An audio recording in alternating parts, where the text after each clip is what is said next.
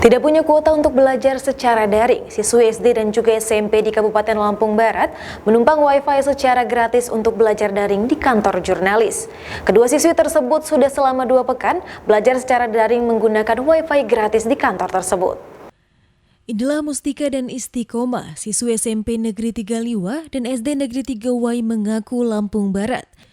Setiap pagi, kedua pelajar ini harus berjalan kaki dari rumah menuju kantor PDIWO atau pengurus daerah Ikatan Wartawan Online yang berlokasi di kompleks pemerintah daerah setempat untuk mendapat tumpangan Wi-Fi.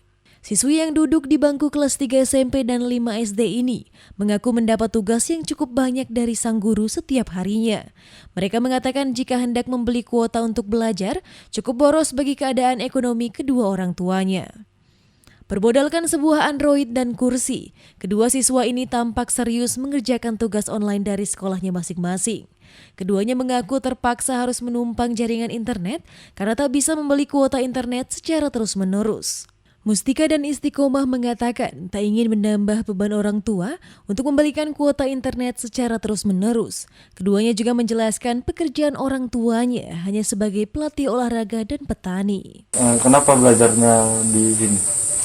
Karena nggak ada kuota. Terus? Jadi numpang livian di Iwo. Setiap hari ya memang? Ada tugas online setiap hari? Iya. Kalau kalau telat atas jam 8, kalau nggak jam 9 itu alfa. Gitu. Absennya ya? Tapi kalau udah absen tapi tetap nggak ngikutin pelajaran itu namanya bolos. Sementara itu, Ketua IWO yang sudah akrab dengan dua pelajar ini mengatakan bahwa kedua siswi tersebut rutin datang setiap pagi untuk belajar secara online. Yosua juga membuka ruang bagi siswa-siswi lainnya yang ingin belajar di kantor dapat menikmati fasilitas internet sepuasnya demi kelancaran proses KBM di tengah pandemi COVID-19. Kita selaku organisasi yang memang tugasnya salah satunya adalah kontrol sosial ya.